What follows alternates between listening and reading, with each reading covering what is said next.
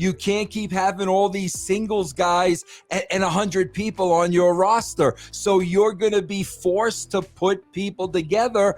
And then all of a sudden, everybody's in a faction, everybody's in a group, and none of it means anything. I think that with Cesaro, like you said, the control your narrative, it's control your narrative idea with EC3. I also thought about Impact Wrestling though, because I think that there would be an opportunity for Cesaro to have a big spot. You know, Impact. Impact is starting to get like a necessary, interesting wave to it. Starting to get catch some momentum with the company, with bringing people from New Japan like the Gorillas of Destiny, bringing Bronson Reed, who's Jonah. You know, he came from WWE. W. Morrissey looks like $1 million now, came from WWE. So they're making some buzz now, and I think Cesaro leading the pack. I think what helped them too was their partnership with AEW. It helped them kind of get their bearings, back. I think if Cesaro went to Impact, I think that from a television perspective, that would, in my opinion, be his best bet to have that main event spotlight. Yeah, but again, Chris, it all comes down to dollars and cents. Think about the pay cut he would be taking. Think about the pay cut he would be taking. But you know how these wrestlers are, though. They're willing to take the pay cut to get over. You know how they are, Vince. They want to get over, man.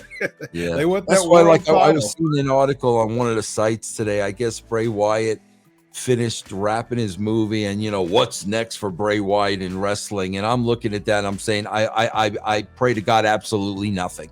Like literally, I hope nothing is in the future. I mean, again. I've said this all the time about Bray Wyatt, bro. There's no reason this guy can't be a Freddie or a Jason or for the next 20 years. I mean, he has that kind of talent, Yeah. And bro, it really, I guess at the end of the day, Chris, it's just really what they're looking for. I know, man, if I'm 40 and I'm well off, money wise, I don't know if he has a family or if he's a single guy, that would play into it huge. But I would just really, to me at that point, health has to really start kicking in. And can I make a decent living and a decent amount of money, not going out there and having to wrestle every week? That would be my main point. Yep, I agree. Let's sneak in some Buddy Mathews talk real quick. Buddy Murphy, he debuted on Dynamite, and it was I watched it, and as soon as I saw it, I said, I bet you he's joining Malakai Black. I know he's going. I'm just like, no, you did the same thing with Seth Rollins. Why are you playing the lackey role again? He looks like a jacked up just beast. And as soon as he did it, he looked at, Malakai was shocked, and the announcers even brought up, they had a pass and things like that. And soon as he did the whole, look toward Malakai, he starts beating up Pac and Penta, and I'm just like, just talent, just sucked the life out of him by doing that.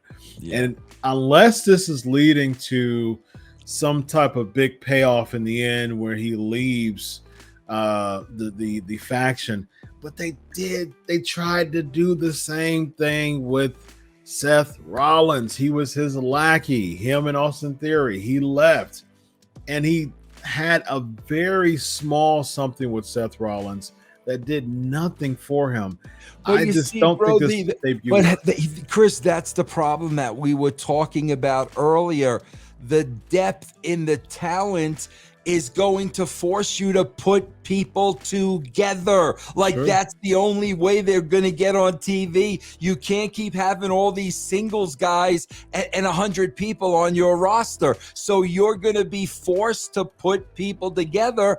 And then all of a sudden, everybody's in a faction, everybody's in a group, and none of it means anything.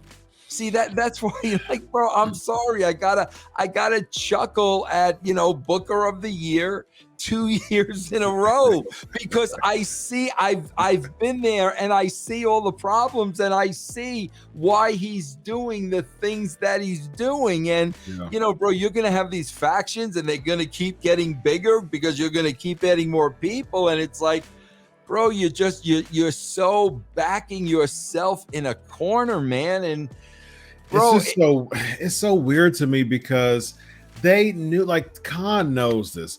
Tony Khan knows that Tony Khan knows. There's your Scott Steiner right there. Tony Khan knows that Buddy Murphy is going to get the debut pop. He's a wrestling fan. He knows that he's going to get the debut pop. Why would you have him get the debut pop and join a heel faction, as if that's going to matter at all what the fans think, especially AEW fans?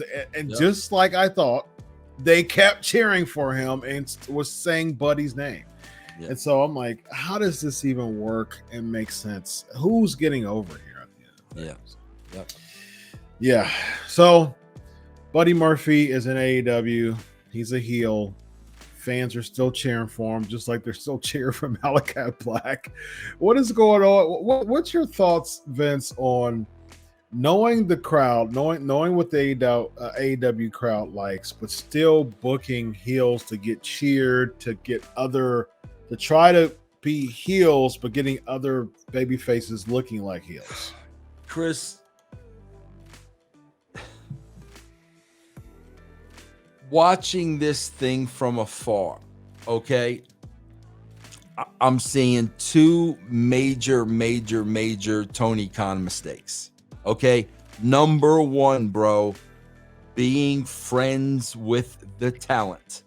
Okay, bro, I was never friends with the talent, because first and foremost, bro, I am a professional. They are a professional. I'm here to do a job. They're here to do a job.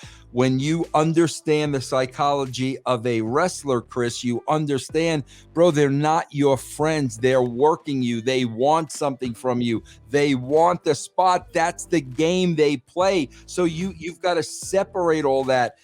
This guy, I was just reading, Big Swole just came out with an article saying her and Tony Khan smoked weed together. And I'm like, bro, like, what are you thinking? But bro, so that's the one thing. He's friends with all the talent. No, bro, it don't work that way. But on top of that, he's got to be beloved by the crowd. No, bro, you've got to own the crowd. You've got to have that 100%. Crowd in the you've got to have that crowd react how you want.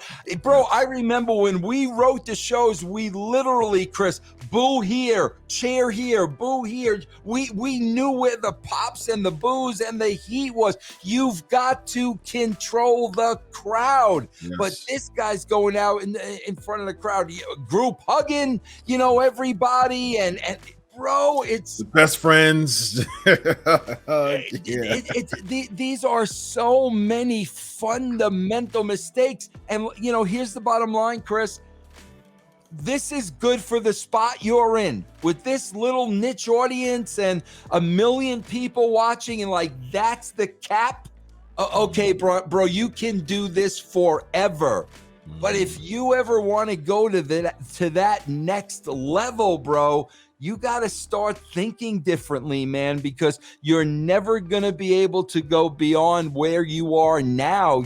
They're not your friends, bro. Like, if you haven't learned that by now, Chris, I swear to God, I learned that 2 weeks in.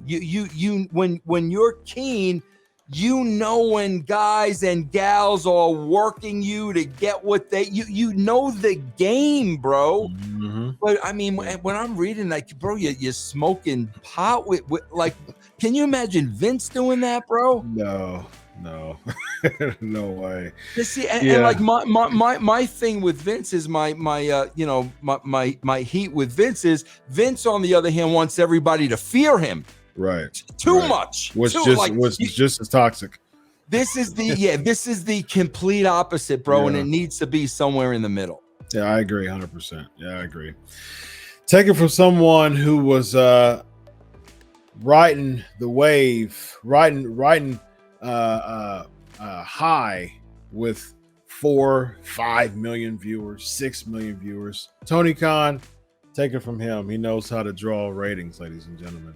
He's Vince Russo. Yes, Muppet McMahon. He's all disjointed because I did my show with Stevie Ray today, and on the intro I had him dancing to the Harlem Heat music. And Nice. Stevie Ray was going freaking hysterical. Nice. Very nice. Ladies and gentlemen, this guy here is Vince Russo. I'm Dr. Chris. This is Riding with Russo. So long, everybody.